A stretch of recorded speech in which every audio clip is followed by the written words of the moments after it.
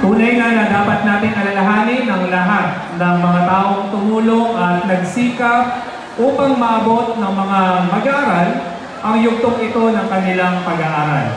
At para sa mensahe ng pasasalamat, atin pong tinatawagan si Kurt/D. Santa Ana mula sa ST Hertz, nagkamit ng may mataas na karangalan. Pinakamataas na karangalan.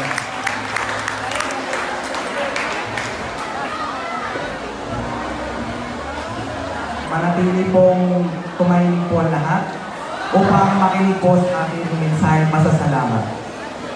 Sa ating kapitapitagang panawing pandangal, Engineer Rizal Santos Soto, sa minamahal na ng ating paaralan, Ma'am Ludivina S. Omania, sa masisipag na opisyal ng SPPA, mga maiibig na guro, mga panauhin, mga mapagmahal naming mga magulang, at kapwa kong mga nakasulit na mag-aaral.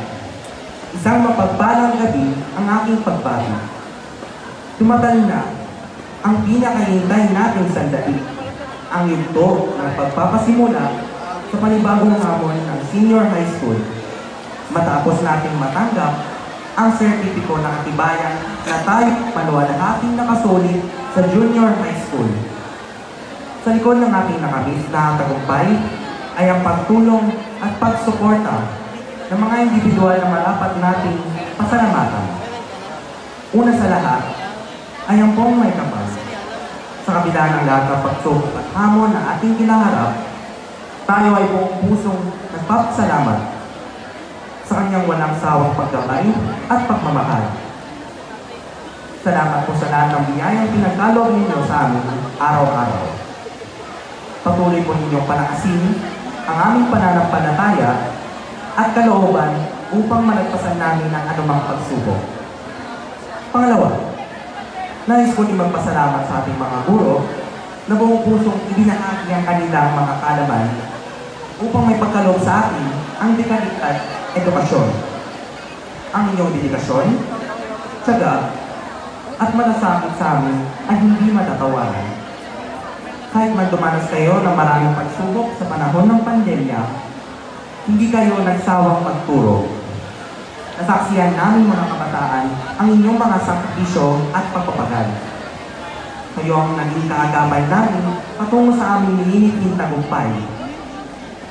Naway hindi po kayo magsawang panatilihin ang inyong matapat na paglilingkod. Ngayon po ay biyaya po kayo sa aming mga buhay.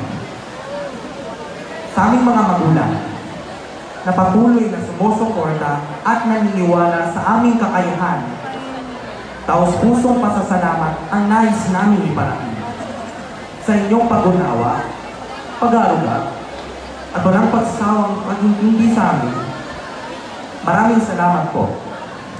Kayo ang aming inspirasyon at dahilan kung bakit patuloy kami nagsusumikap at nangangarap. Hindi sa ang salitang salamat upang ibalik lahat ng kabutihan niyo sa amin.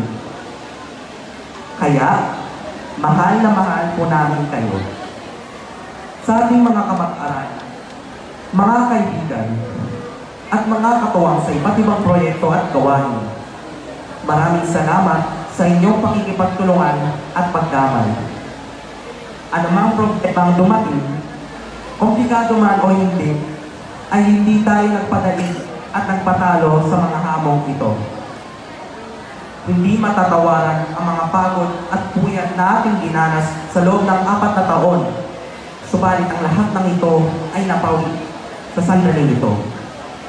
Ang mga masasayang alaala at karanasang ibinahagi natin ay hindi malilimutan at magsisilbing inspirasyon sa mga susunod pang hamon at tagumpay na ating haharapin.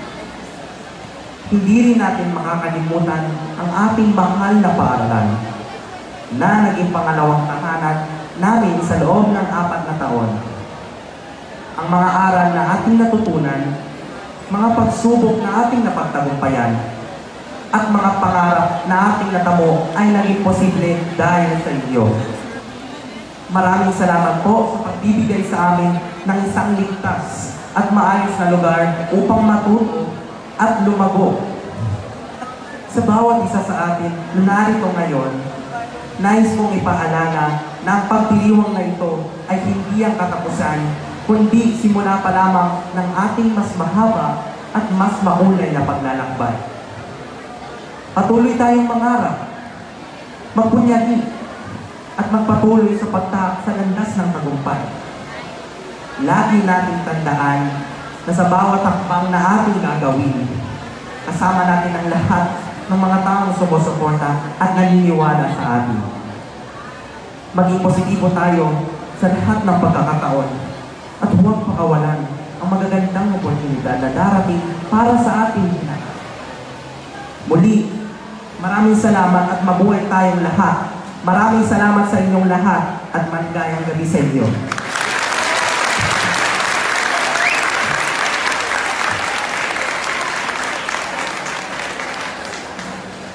Maraming salamat at pagbati sa iyo, Kurt. Napakasarap gumitain ng mga alaalang nabuo dito sa ating paaralan.